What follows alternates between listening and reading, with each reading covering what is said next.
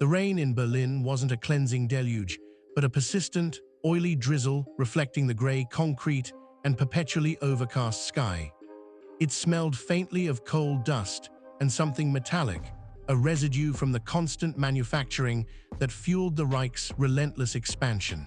I was here to document it, or rather, to try and understand it, a task as daunting as charting the currents of a river swollen with centuries of unintended consequences. My name is Dr. Elias Vance, historian specializing in 20th century geopolitical analysis, and my current assignment is arguably the most significant and terrifying research project ever undertaken, chronicling the reality of a world where the Allied forces lost World War II. The key divergence point, as with all these what-if scenarios, isn't a single event, but a confluence of decisions, technologies, and sheer luck that shifted the balance irrevocably in 1942. Specifically, the Battle of Pearl Harbor, while still occurring, unfolded dramatically differently. The Japanese, anticipating American intervention, had deployed a far more sophisticated network of decoys, not just aircraft carriers, but entire naval task forces meticulously designed to mimic the Pacific Fleet's strengths. While devastating damage was inflicted on the U.S. Navy, the critical losses were minimized. The USS Arizona, for example, was largely rendered inoperable before sustained fire crippled it, a strategic victory for Japan that allowed them to maintain control of vital sea lanes and continue their advance across Southeast Asia with significantly reduced resistance. More crucially, the United States, reeling from the attack, didn't immediately mobilize for full-scale war. Roosevelt, wary of further inflaming tensions with Germany and Italy, pursued a policy of cautious appeasement alongside limited aid to Britain and France, a strategy that proved remarkably effective in containing American public opinion and stalling congressional action. The isolationist sentiment, already simmering beneath the surface, solidified into a powerful force. Without a truly united front, the Allied powers were fractured, unable to effectively coordinate their resources or present a compelling challenge to the Axis war machine. By 1943, the situation was bleak. Britain, exhausted by years of fighting and facing crippling economic strain due to German U-boat attacks on its shipping lanes, had negotiated a humiliating armistice, the London Accord, recognizing the Reich's dominance in Europe and securing territorial concessions in North Africa and parts of Western Russia. France remained occupied, a shadow state governed by a collaborationist regime loyal to Putin and heavily reliant on German support. Italy, after a series of disastrous defeats, had been effectively partitioned, with northern regions under direct Axis control and the south, a volatile, unstable zone dominated by Italian partisans supported, albeit reluctantly, by Germany. The Eastern Front, however, was where the Axis truly shone. Hitler's strategic brilliance, combined with superior German technology, particularly in armored warfare and aircraft design, had allowed them to achieve decisive victories against the Soviet Union. The Blitzkrieg, refined over time, proved utterly devastating. The Red Army, hampered by outdated tactics, poor leadership, and a lack of coordination, crumbled before the relentless advance of panzer divisions and Luftwaffe air support. By 1943, Moscow was captured, St. Petersburg fell, and vast swathes of Eastern Europe were incorporated into the Reich's sphere of influence. Stalin himself was executed in 1944, a brutal yet strategically sound decision by Hitler, eliminating a potential rallying point for resistance. The war in North Africa had concluded similarly. A combined British Free French force, weakened by German air superiority and logistical difficulties, was decisively defeated at El Alamein in early 1942. The Axis subsequently pushed into Egypt, seizing the Suez Canal and effectively cutting off Britain's vital supply lines to India. But the real game changer wasn't just military success. It was technological advancement, driven by a relentless focus on efficiency and directed by a centralized industrial complex under the control of Hermann Göring. Germany had mastered radar technology far earlier than in our timeline, deploying sophisticated systems to detect Allied aircraft and ships across the Atlantic. They developed advanced jet engines, pioneered synthetic fuels, and perfected the use of V-2 rockets, initially deployed against London, causing unprecedented devastation and shattering British morale. The United States, meanwhile, remained largely isolated. President Roosevelt's cautious approach had allowed Germany to dominate the global economy. American steel, oil, and rubber flowed freely to the Axis powers, fueling their war machine.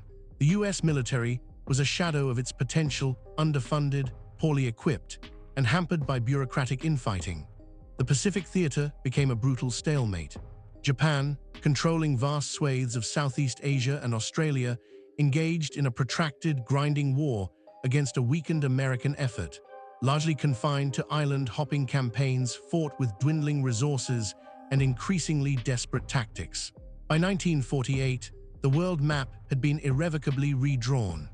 The Reich controlled Europe from Portugal to Russia, encompassing vast territories and exploiting the resources of conquered nations. Italy was a satellite state, heavily reliant on German industrial support. Japan dominated East Asia, holding sway over China, Korea, and Southeast Asia. A greater Axis, as it was officially termed, had emerged, a terrifying coalition built on military might, economic dominance, and ideological fervor. But this wasn't a simple victory for the fascists. The war had profoundly shaped the world in unexpected ways. The constant state of conflict fostered technological innovation at an unprecedented rate, but also led to widespread environmental damage and resource depletion. The Reich's brutal occupation policies resulted in unimaginable suffering, millions dead, countless enslaved, and entire cultures eradicated. A global police force, known as the Reich Security Corps, enforced order with ruthless efficiency, suppressing dissent and consolidating Axis control. The concept of democracy was effectively extinguished across Europe. Instead, a system of regional governors appointed by Berlin ruled over conquered territories. Individual freedoms were non-existent. Propaganda saturated every aspect of life, and surveillance was omnipresent. Education was entirely controlled by the Nazi Party, promoting racial ideology and indoctrinating children from an early age. However, within this oppressive framework, pockets of resistance remained. The French resistance, operating in the shadows, continued to harass German forces and disrupt supply lines. Soviet partisans fought a desperate guerrilla war in Eastern Europe, fueled by national pride and hatred of the Reich. And in America, a growing anti-Axis movement, largely comprised of former military personnel, disillusioned intellectuals, and concerned citizens, plotted for the day when they could finally strike back against the New World Order. The economic landscape was equally transformed. The US dollar lost all credibility, replaced by the Reichsmark as the dominant global currency. German banks controlled international trade, dictating terms to nations across the world. America, reduced to a secondary economic power, struggled to rebuild its shattered economy and contend with the pervasive influence of the Axis. By 1960, a chillingly stable world order had emerged. The Greater Axis, now boasting an estimated population of over 800 million, was at the zenith of its power. A complex web of alliances and treaties governed international relations, all ultimately subservient to the dictates of Berlin. Space exploration, driven by German technological superiority, had advanced rapidly. The Reich had established a permanent lunar base by 1955, utilizing captured American technology and exploiting resources from the moon's surface. The philosophical implications of this altered timeline were profound. Existentialism, as it developed in our world, was largely absent, replaced by a rigid, deterministic worldview shaped by Nazi ideology. The concept of individual agency seemed utterly irrelevant. Human beings were seen primarily as cogs in the Reich's grand machine. Art and culture reflected this bleak reality. Sterile, propagandistic works designed to glorify the Führer and reinforce the values of racial purity and national unity. My research continues.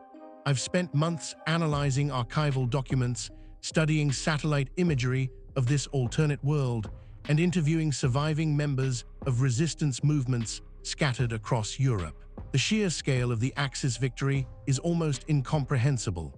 It's a world where freedom, democracy, and human rights are distant memories, a chilling testament to the fragility of civilization and the catastrophic consequences of appeasement, strategic miscalculations, and the seductive power of authoritarianism. As I stand here in the rain-slicked streets of Berlin, listening to the drone of Luftwaffe aircraft overhead, I can't help but feel a profound sense of dread. This isn't just history. It's a warning, a stark reminder that even the most seemingly insignificant decisions can have monumental consequences. The world we know is built on a foundation of near misses and fortunate accidents. To imagine it lost, to truly understand the stakes, is an experience that will forever haunt my thoughts. The rain continues to fall, washing away nothing but the illusion of normalcy in this unsettling, profoundly altered reality. And I continue to document it, hoping that somehow, somewhere, someone will learn from our mistakes before it's too late. The question isn't just what if asterisk, it's whether we can prevent this nightmare from ever becoming a reality. The answer, tragically, remains uncertain.